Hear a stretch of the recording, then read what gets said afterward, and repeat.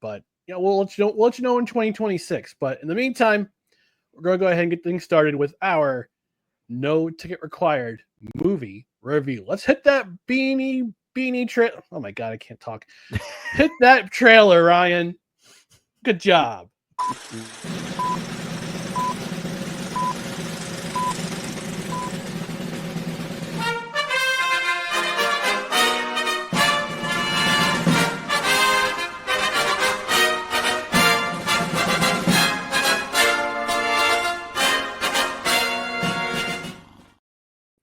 I got absolutely roasted this morning in Discord. I was going to say the Discord's going to enjoy that one. Yeah, Patch is going to enjoy that one. If you know, you know. If you don't know, come on in, join us. The water's nice and warm. The link's in the description for the show. Come on over to our Discord. Yeah, we'll put it in the link in the in both the Belly Up YouTube, which will be replayed tomorrow at 2:15 p.m. Eastern. It'll be on the podcast description as well. But we're going to review, as advertised, Varsity Blues. This is from 1999.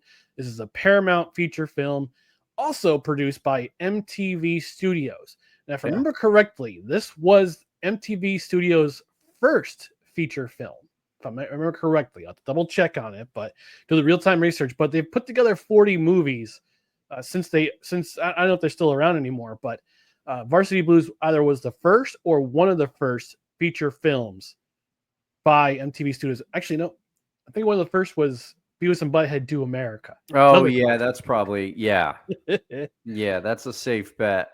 But it was funny, the nostalgia kicks in early for this movie, and I'll hand it over to you. I usually lead off, but when I saw that astronaut logo, I was like, oh yeah, MTV Studios. Like, I was surprised how fast I recalled that, that astronaut. And it kind of took me back to a time and place when MTV was a much bigger deal. Yes, it was. It was back when they were actually playing music videos rather than putting out MTV2. But I'm just checking the list here and going by year. Yeah, so they released Beavis and Butthead Do America. That came in 1996. I think it was.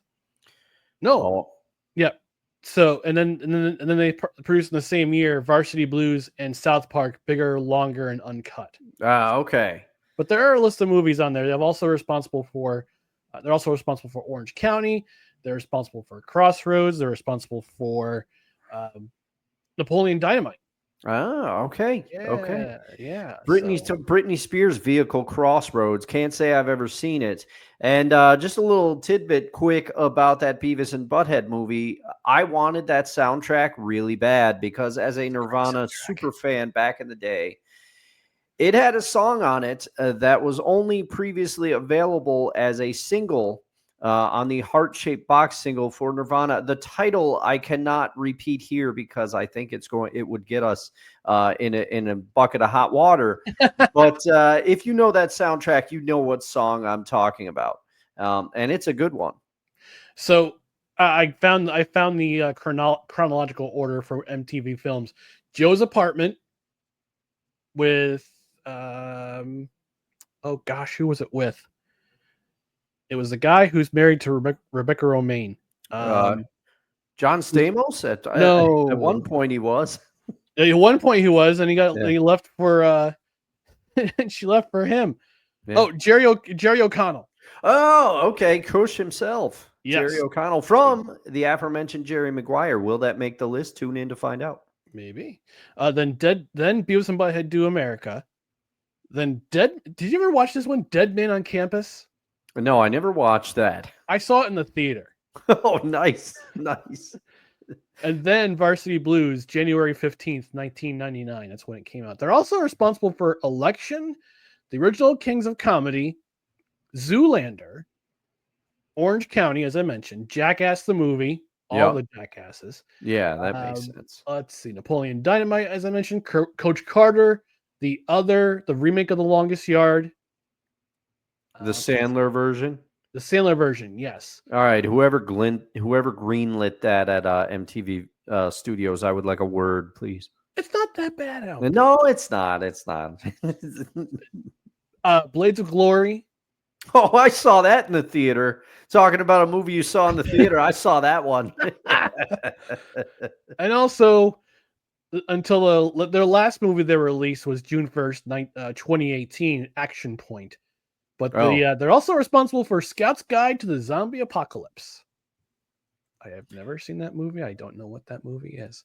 But That anyway, sounds like we should cue it up for a bad movie party. That sounds like a bad movie night movie. Along with Velocipaster and no holds barred. Just watch that. You do the great the Rip'em side. You do a great job on that one.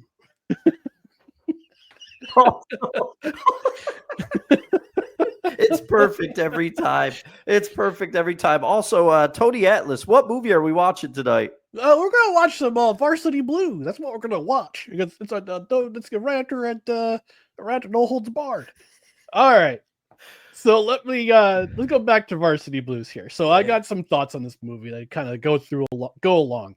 Obviously, banging soundtrack. It always helps when MTV Studios is providing the music for this movie.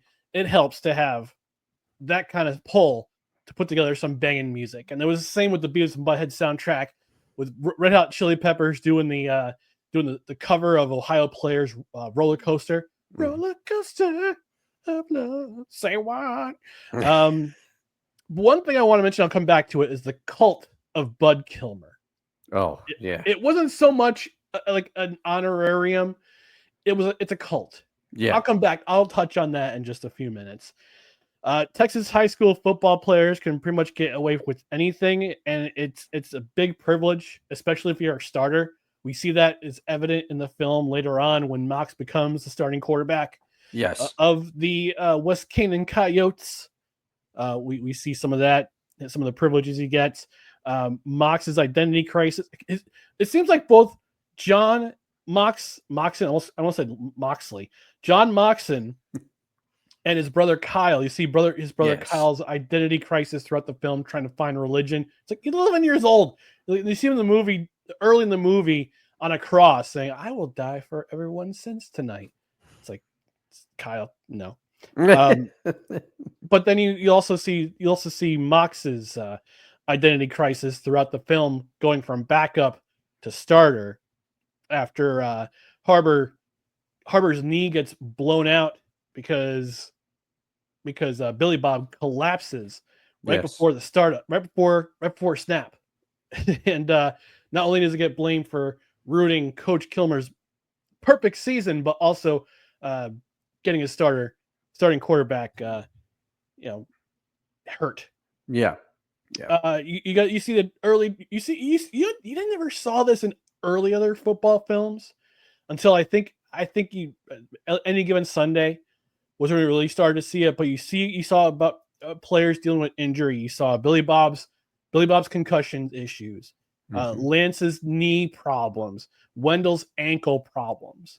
You saw that early in the film, and it would continue to see that throughout the film. Yeah, and there's also that mention where Teeter, he talks about, Tweeter, sorry. Lance Arbor's looking for pain pills. A very young looking Paul Walker there. He's looking for pain pills, and Tweeter says, "Take them. I can get more anytime I want." These guys are 18 years old. They're already taking pain pills. Yep. So they even I'd be fascinated to talk to the writers of the film to see what kind of research they did on this. The amount of games they had to go through and to go to in Texas, the amount of players, both former and possibly present at the time, that were taking the pain pills just to reduce their pain and just play. And you hear it late in the film, during the last game of the season against Gilroy when they're in the locker room, and they want to and Kilmer wants to shoot up Wendell's ankle. Yeah. And he says, "Don't you dare put that needle in there." And Billy Bob was like, "So help me God, I will put you in the ground if you do that." Yeah. And you hear this, you hear what Mox says. We kill ourselves for you every single week. And they have to go through pain pills and drink. That's why you see so much drinking in the film, because they're trying to get rid of the pain and trying to get rid of the adrenaline. Yep. So yeah, you see that it wasn't really discussed back in the 90s until this movie came out and Any Given Sunday followed. You would see that. Darcy dating Lance only to escape West Canaan. It seems to be a feeling of a lot of small town girls in Texas. See Brittany Mahomes. And I don't begrudge her. I don't begrudge Brittany Mahomes. I don't begrudge Matt Stafford's wife. Her name escapes me. Kelly? I think it's Kelly Stafford. Yeah. She was also from Texas. So you kind of see the pretty young girls kind of glom onto the starting quarterback or the starting or whoever's playing ball, because they figure if my man gets the big scholarship to the big school, I'm going to go join him and get out of this town, get away from this life. Mox's relationship with Jules changes after Mox becomes starting quarterback. You see the infamous whipped cream scene, which I thought I saw something that it wasn't really whipped cream. It was like a mixture of whipped cream and sour cream because whipped cream wouldn't stay on during production. Yeah, so mix it with something else. I had heard something similar, although I thought they said they used shaving cream and mixed it, but I can't remember, but I did hear something similar of that nature. Yeah, so I'm trying to find, here it is. Yep, in the scene where Darcy sports her whipped cream bikini, shaving cream was used. Whipped cream wouldn't stick right. Yeah. So, yeah. Find you a girl who puts shaving cream and makes a shaving cream bikini, put a ring on it. Life advice from an unmarried man. The defense gets no shine whatsoever. No. It's all about the offense. It's all about Wendell getting his ride to Grambling. It's all about Mox trying to go to Brown, trying to get out of because of using his brain, not because of his talent in the field. Tweeter getting in trouble. Billy Bob doing his thing. Harbor, obviously, star quarterback. Also, again, I know I had to suspend disbelief when it comes to movies, when it comes to gameplay. But at 131-17, the helmet to helmet, no penalty. No penalty. Also, Billy Bob an eligible receiver for that last play?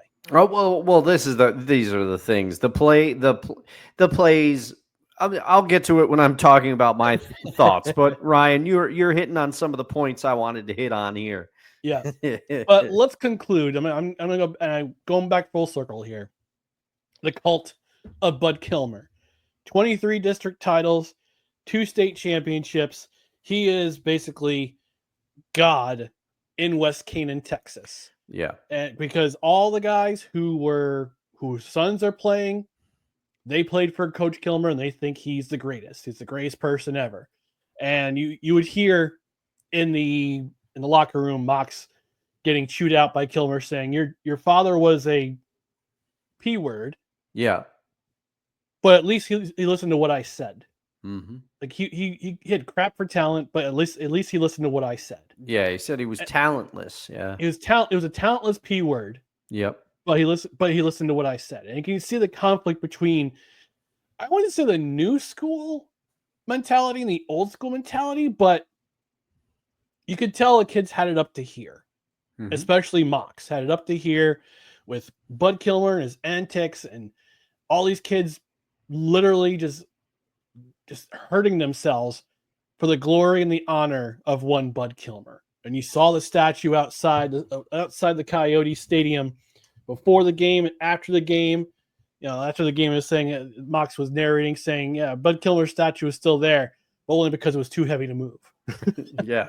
And we don't know what happened with Bud Kilmer after the movie. We see him in his office after he gets told off by Mox and by Tweeter and Billy Bob. We only see him in his office, or he's reflecting on why, if his style is completely dead and why these kids don't listen to him anymore. So there's a lot of good things about this movie and a lot of things I'm just kind of like, about this movie. We know Kilmer's a racist piece of crap. Because of the way he treats Wendell in this movie. And you see Mox saying, "I'm gonna get you in the end zone. I'm gonna get you in the end zone. Grambling's got the eye on you. I'm gonna get you in the end zone so they can see you score a touchdown." And you did that in the last game of the season against Gilroy. So like I said, I would love to be a fly in the room when these writers did the research, talk to these kids, talk to past players, talk to any coaches who were advisors in this film. W. Peter Iliff is the writer, was the writer for this film. He also wrote Point Break, Oh, okay. the original and the remake. And he's from Dallas, Texas, so he's probably well versed in in football. He's also the writer for The Enforcer too. So, No. I've said enough about this movie. I forgot how good this movie was. I forgot how ridiculous some of these antics are because it is a coming of age movie for sure. Yes. It's one of the last ones we'll see. We've seen at least in our generation. We've seen. Yeah. You don't see too many coming of age comedies anymore.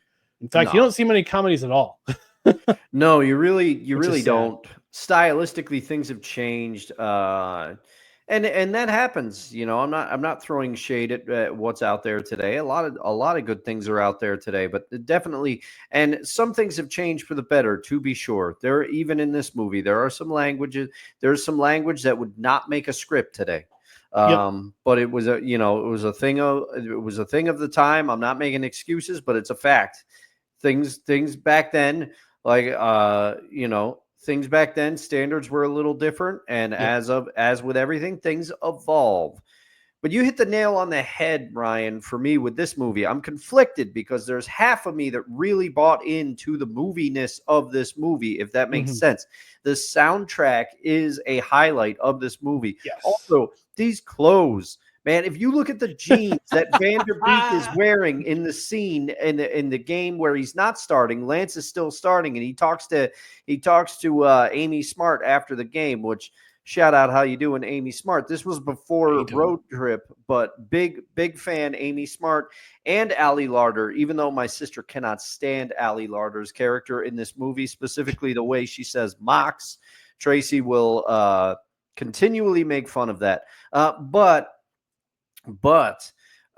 this movie, I am a man divided about this movie. Yes, there are quotable moments. Yes, this is James Van Der Beek, arguably at the peak of his powers, because Dawson's Creek was either A, still going on, or B, coming to its conclusion. I cannot remember, but James Van Der Beek was very much a commodity when this movie was made. But let me get into some of what took me out of the movie. The soundtrack, definitely a highlight. The clothes, it was a time machine. And 1999, I was a freshman in high school. So, I mean, this movie, I was in the time period that this movie targets, and that always has an effect, whether you want to admit it or not. With me, I have a hard time divorcing myself from that nostalgia sometimes. See my ranking of blue chips on this list. But this movie has some things that are very realistic, and you empathize with Mox. You root for Mox because his father is clearly living in the past. His father and all of his friends. There's a scene where Lance Arbor's dad, Jonathan Moxon's dad, they say, "Oh, these boys are having the time of their lives," and they say, "Oh, no question." And at the time, those kids are miserable because they all hate playing for Bud Kilmer, but they won't say it. Perfect casting of Jon Voight in this movie because he plays a piece of reprehensible garbage. Bud Kilmer cares nothing for his players, nothing for their well-being. You hit on his racist. He's a racist. There's no other way to say it.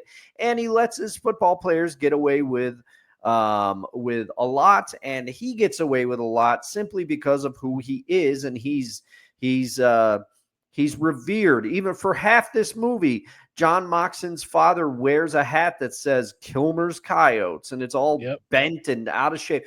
These older men in this movie, I find them all to be jokes, how much they live for their high school days and are putting pressure on all their boys and girls to do what they couldn't.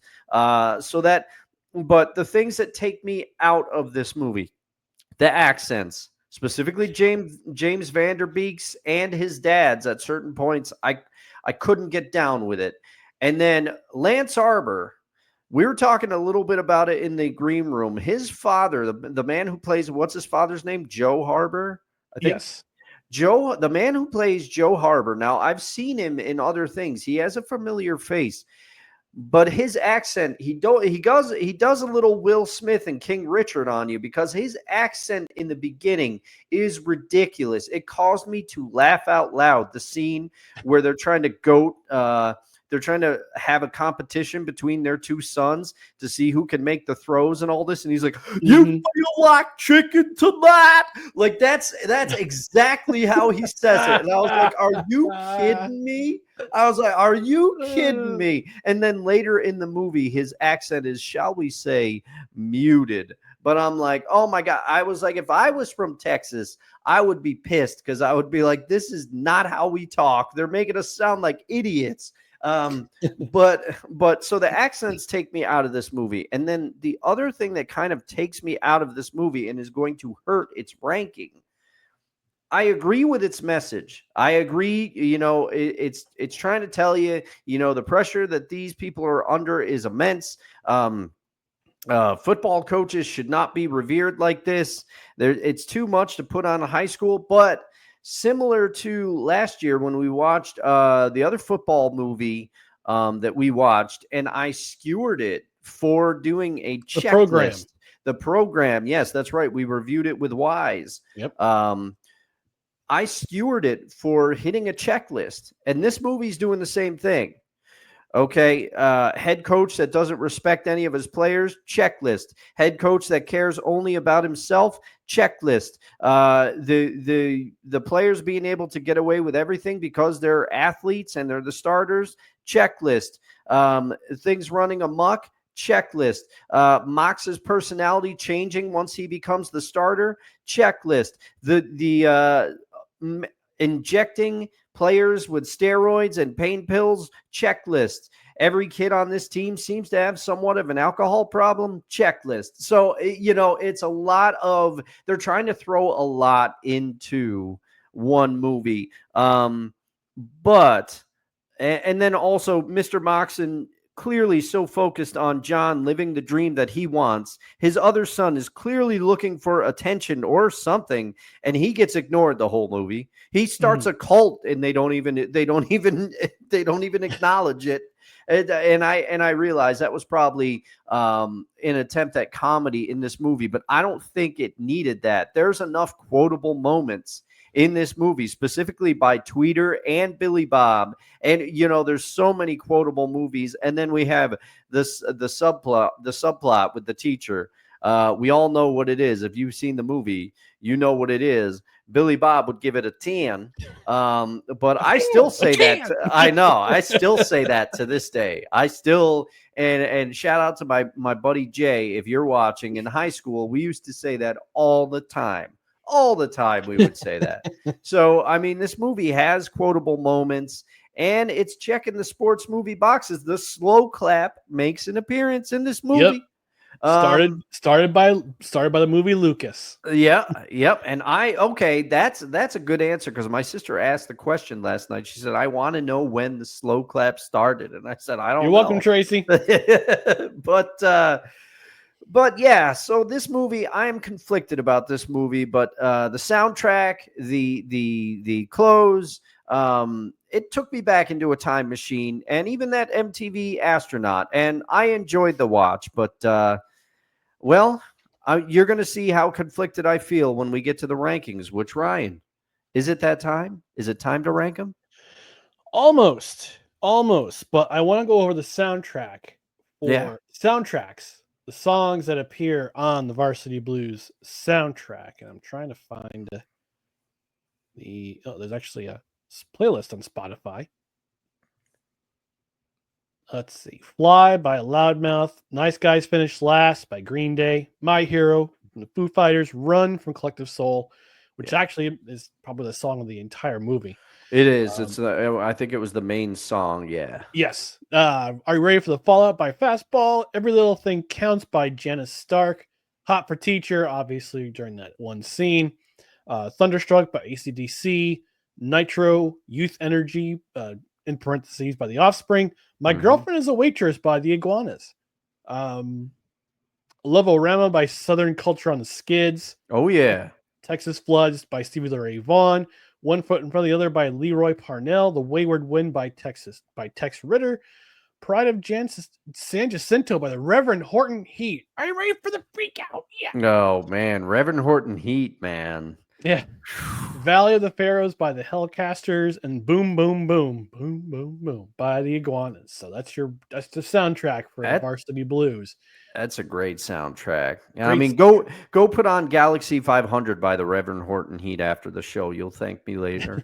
All right. So yes, let's actually we have one comment before we get to our rankings. So Scott says from Mox's closing monologue of the narration, Tweeter drank beer because, well, Tweeter drinks beer. Yeah. And the ominous Bud Kilmer never coached again. And that was it. Again. That was it. All right. So Dustin, since you let me lead off, I'm going to have you lead off with your ranking. Where does this movie rank? All right. Your it's not movie rankings. It's not knocking Seabiscuit off the top. Seabiscuit's still number one. Still number one for me. Number two behind it was Invictus. I put Invictus at number two, if memory serves. Number three, holding still, is Blue Chips. Come at me, nostalgia strong with that movie. Number four, Mystery Alaska. Still, yes, that's right. I am putting Mystery Alaska above Varsity Blues because I bought in more. I was very conflicted. Varsity Blues lands at number 5 for me. Okay. Number six is Draft Day. Number 7, still in last. Always going to be last. Ooh. No holds barred. No holds barred.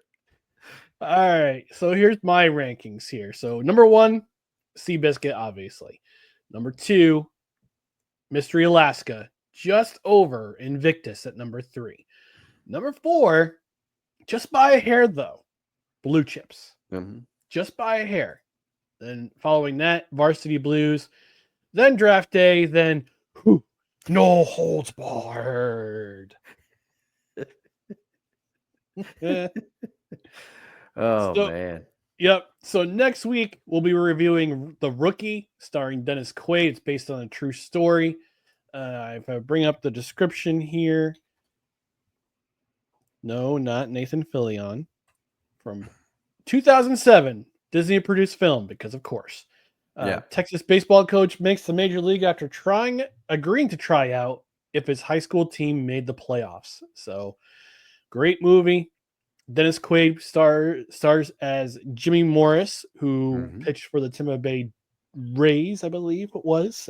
He's the one who tried out for. So, so that we'll be reviewing that movie this week. It's on Disney Plus if you want to check it out. If you want to rent it, it's good. You can do that too. Then the following week, we're gonna bring back an old friend who's going to join us for.